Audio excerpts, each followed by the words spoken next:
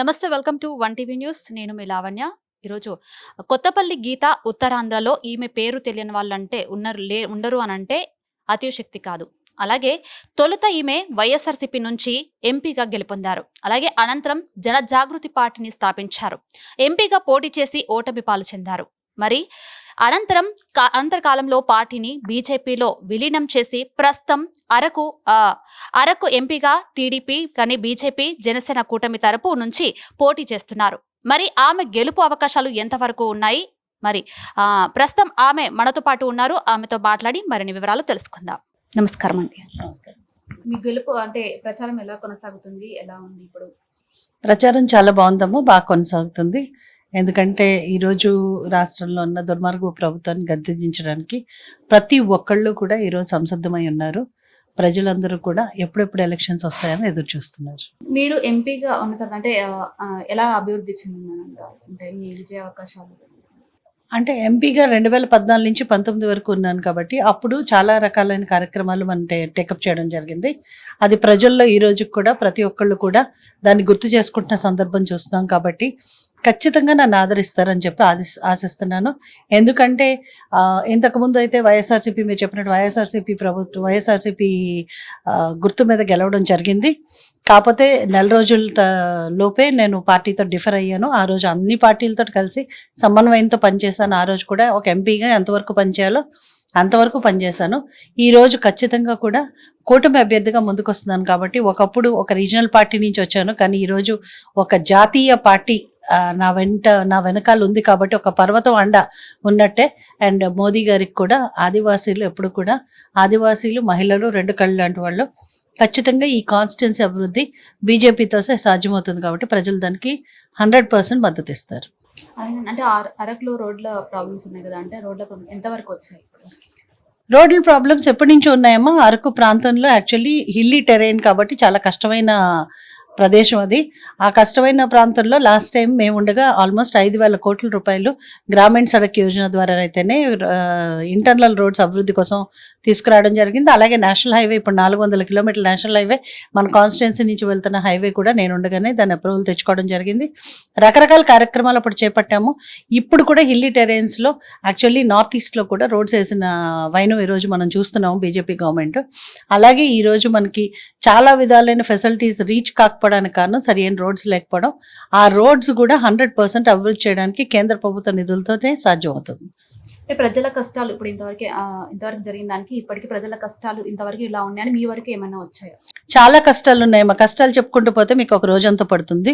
ఎందుకంటే అరకు ప్రాంతం ట్రైబల్ ప్రాంతం అండ్ వెనుకబడిన ప్రాంతం. ఇప్పుడు వరకు కూడా విద్య, వైద్యం అన్నది అందం ద్రాక్ష పండ్లానే ఉంది. మినిమం ఎమ్యూనిటీస్ ఉన్నాయి. ట్రైబల్ ఏరియాలో లైవ్లీహుడ్స్ మేజర్ ప్రాబ్లమ్. ఎందుకంటే అక్కడ ఓన్లీ హ్యాండ్ టు మౌత్. ఎప్పటికప్పుడు ఆ రోజు ఒక్క రోజు భోజనం తినడానికి కూడా బాధపడుతున్న సందర్భాలు మనం చూస్తున్నాం. ఉపాధి లేదు. అలాగే చాలా మంది ఈ రోజులకు కూడా సొంత ఇల్లు లేకుండా అడవి తల్లి బారిన అక్కడే ఉండి వారి జీవన విధానం గడుపుతున్న సందర్భాలు చూస్తున్నాం మనం. సో వారందరికీ కూడా జీవన విధానం పెంచే విధంగా 100% మోదీ గారు ప్రతి ఆదివాసికి సొంత ఇల్లు ఉండాలన్న కళ నెరవేరడం కోసం మోదీ గారు ప్రయత్నిస్తున్నారు. అలాగే 25,000 కోట్ల పీవీటీజీస్కి ఇళ్లు సౌకర్యాలు కల్పించడానికి కూడా మోదీ గారు సహకరించారు. అలాగే మనం చూస్తే ఈరోజు ఆయుష్మాన్ భారత్ ఫెసిలిటీ ఇచ్చారు. ఆయుష్మాన్ భారత్ మన ఆంధ్రప్రదేశ్లో లేదు. అండ్ కంప్లీట్గా ఈరోజు రాజీవ్ అప్పట్లో వైఎస్ఆర్ ఆరోగ్యశ్రీ అని ఉండింది. ఆరోగ్యశ్రీ కూడా ఈరోజు నిర్వీర్యం అయిపోయింది. చాలా హాస్పిటల్ అసలు ఆరోగ్యశ్రీ కార్డ్స్ తీసుకోవట్లేదు. అలాగే ఆయుష్మాన్ భారత్ కార్డ్స్ కూడా ఇక్కడ యాక్సెప్టబుల్ లేవు. బికాజ్ రాష్ట్ర ప్రభుత్వం ఆయుష్మాన్ భారత్ని యాక్సెప్ట్ చేయలేదు కాబట్టి. కానీ మోదీ గారి ప్రభుత్వం ఆయుష్మాన్ భారత్లో 5 లక్షల రూపాయలు ప్రతి కుటుంబానికే కాకుండా 70 ఏళ్ళు దాటిన ప్రతి ఒక్కరికి కూడా సంవత్సరానికి 5 లక్షలు కవరేజ్ ఇవ్వడం కోసం వారు ముందుకొచ్చారు. కాబట్టి డెఫినెట్గా డబుల్ ఇంజన్ సర్కార్ వస్తే ట్రైబల్స్, గిరిజనుల జీవితమే కాదు బడుగు బలహీన వర్గాల జీవితాలు కూడా ప్రతి ఒక్కళ్ళ జీవితం బాగుపడుతుందని ప్రజలు నమ్ముతున్నారు. ఇప్పుడు సూపర్ 6 పథకాలు ఉన్నాయి కదా, అంటే మీరు అభివృద్ధిలోకి మీరు వచ్చిన తర్వాత అంటే ఏం అన్న కొత్త పథకాలు తీసుకొచ్చే అవకాశం ఉందంటారు? చాలా పథకాలు ఉన్నాయమ్మా. యాక్చువల్లీ ఇప్పుడున్న పథకాలన్నీ కరెక్ట్ గా అమలు జరిగితే, ఎందుకంటే ప్రస్తుతం ఉన్న ప్రభుత్వం కేంద్ర ప్రభుత్వ నిధులను కూడా కంప్లీట్ గా డైవర్ట్ చేసి వాళ్ళని అమలు చేయట్లేదు. సూపర్ సిక్సే కాదు, చాలా కార్యక్రమాలు ఇప్పుడు మోదీ గారు తీసుకొచ్చి చాలా వరకు ప్రజలకు అందట్లేదు. అలాగే జల్ జీవన్ మిషన్ ఉంది, ఆ మాటకు వస్తే ప్రతి ఇంటికి కుళాయి ఇవ్వాలని, అది కూడా జరగలేదు. ప్రతి ఇంటికి కుళాయి మాట దేవుడు ఎరుగా, అసలు మంచినీళ్ళ సౌకర్యాలే లేకుండా చాలా గ్రామాలు బాధపడుతున్నారు. గ్రామాలే కాదు, పట్టణాల్లో కూడా ప్రాబ్లం ఉంది. మా కాన్స్టిట్యున్సీలో 3 మున్సిపాలిటీలు ఉన్నాయి. 3 మున్సిపాలిటీలో 5 పైసలు నిధులు లేవు.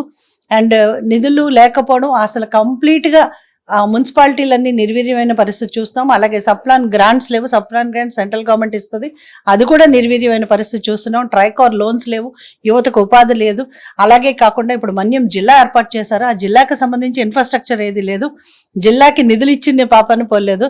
ఈ రోజు ఎన్నో రకాలైన సమస్యలు కాన్స్టిట్యున్సీలు ఉన్నాయి. కానీ అవన్నీ కూడా తీరాలంటే ఖచ్చితంగా బీజేపీ అండదండలు రాష్ట్ర ప్రభుత్వానికి ఉంటే, ఒక కేంద్రానికి రాష్ట్రానికి మధ్యన సమన్వయంతో ఒక వారధిలాగా ముందుకు సాగి నిధులు తెచ్చుకుని మన కాన్స్టిట్యున్సీని అభివృద్ధి చేయడానికి 100% నేను ఉపయోగపడతానని నేను నమ్ముతున్నాను. నేనే కాదు, ప్రజలు కూడా నమ్ముతున్నారు. అంటే చాలా మంది కూడా ఉద్యోగ అవకాశాలు లేవు, చాలా మంది విద్యార్థులు కానీ వాళ్ళ ఇబ్బంది పడుతూ ఉన్నారు. వాళ్ళకేమో మీరు నేను ఇందాక కూడా అదే చెప్పానమ్మా. నా మేనిఫెస్టోలో 5 విషయాలు ఉన్నాయి. 1, ప్రతి ఒక్కరికి సొంత ఇంటి కల. 2, విద్య.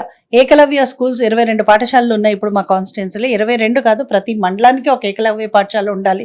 ఖచ్చితంగా గిరిజనుల వెలుగులో జీవితాల్లో వెలుగు నింపాలని చెప్పి నేను ఆశిస్తున్నాను. అదే కాకుండా ప్రైమరీ హెల్త్ సెంటర్స్ 2 కిలోమీటర్లకు ఒక ప్రైమరీ హెల్త్ సెంటర్ ఉండాలని మోదీ గారు ఆశించడం జరిగింది. కానీ ఈ రోజు 2 కిలోమీటర్లకి ప్రైమరీ హెల్త్ సెంటర్ మాట దేవుడెరుగు. అసలు ప్రైమరీ హెల్త్ సెంటర్ ఉన్న సెంటర్స్ లో కూడా మందులు లేకపోవడం, మందులు ఉన్న చోట వైద్యులు కూడా లేకపోవడం, చాలా భయంకరమైన పరిస్థితి చూస్తున్నాం.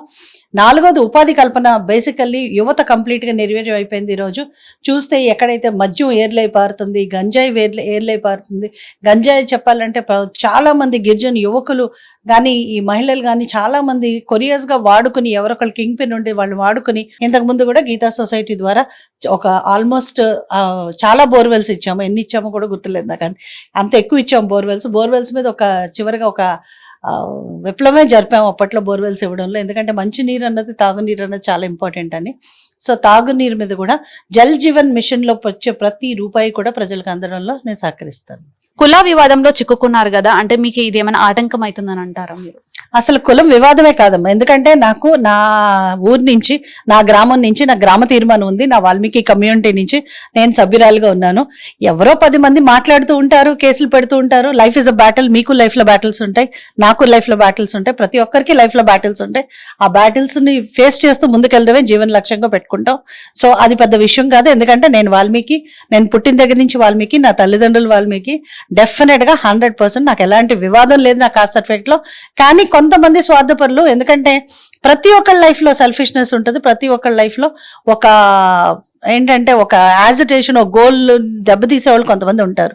అలాంటి కొంతమంది స్వార్థ ప్రయోజనాలు ఉన్న వాళ్ళు వివాదాలు పెడుతూ ఉంటారు. అవి చూస్తూ పోవాలి, దాన్ని ఎదుర్కొంటూ పోవాలి, అంతే. వివాదం ఏం లేదు. ఓకే, అంటే మీరు రాజకీయాలకు రావడానికి కారణాలు ఏంటి?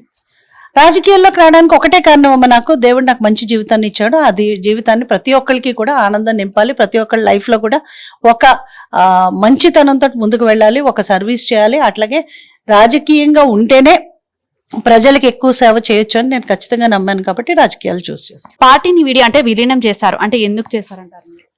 జనజాగృతి పార్టీ ఎస్టాబ్లిష్ చేసినప్పుడు నేను చాలా దృఢంగా నమ్మాను ఏంటంటే ప్రజలు ఒక మార్పు కోరుకుంటారని. నాకు అర్థమైంది ఏంటంటే పార్టీని ముందుకు నడిపించాలంటే అది డబ్బుతో కూడుకున్న పని. చాలా మంది సెల్ఫిష్ పీపుల్ ఉంటారు.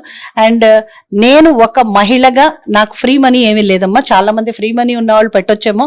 End of the day Pawan Kalyan గారు లాంటి వ్యక్తే ఈ రోజు పార్టీ నడిపించడానికి స్ట్రగుల్ చేసి, ఆయనే ఫస్ట్ ఇయర్ లో అసలు పోటీ చేయలేకపోయారు, నెక్స్ట్ టర్మ్ లో పోటీ చేశారు. నేను పార్టీ పెట్టిన 6 నెలల్లో పోటీకి దిగుదామని ఒక మొండి ధైర్యంతో వచ్చాను.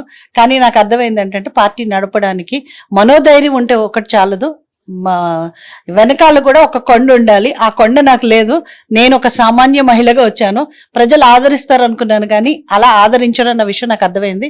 సో అందుకనే పార్టీని బీజేపీలో విలీనం చేసి, ఎందుకంటే ఒక నేషనల్ పార్టీ ద్వారా వస్తేనే నేను ప్రజలకు సర్వీస్ చేయగలను. కానీ నా అంతటి నేనుగా పార్టీ నడిపే ప్రతి ఒక్కరు తప్పులు చేస్తాం.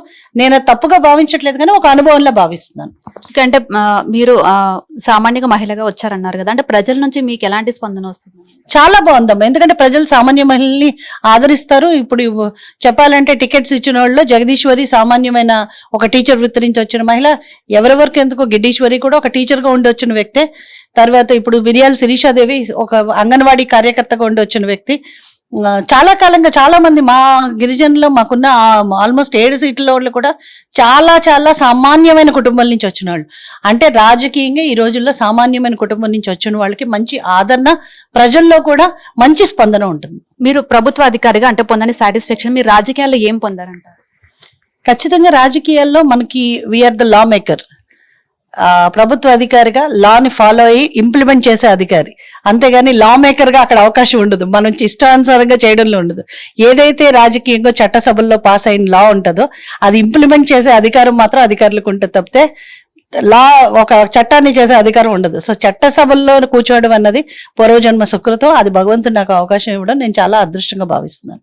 అంటే వైసీపీ నుంచి డాక్టర్ గా అంటే పోటీ చేస్తున్నారు అంటే ఆమె నుంచి మీకు ఏమన్నా ఇబ్బందులు ఉన్నాయంటారా లేకపోతే ఏమంటారు? ఏమండి, ప్రత్యర్థులు లేకపోతే రాజకీయం ఎట్లా ఉంటుందండి? ఒక అమ్మాయి పోటీ చేస్తుంది, మంచిది. రాజకీయంగా మంచి యంగ్స్టర్స్ రావాలని కోరుకున్న దాంట్లో మొట్టమొదటి వ్యక్తి. అందుకని ప్రత్యర్థిగా వచ్చినా కూడా I wish her all the best. In fact ఇదండి గీతా గారి మనోగతం. మరిన్ని విషయాలు తెలుసుకునే ముందు మనం జూన్ 4వ తారీఖు వరకు వెయిట్ చేయాల్సిందే. మరి 1 టీవీని చూస్తూనే ఉండండి, మరిన్ని విషయాలు తెలుసుకుందాం. అంతవరకు నమస్కారం. థ్యాంక్ యూ అండి.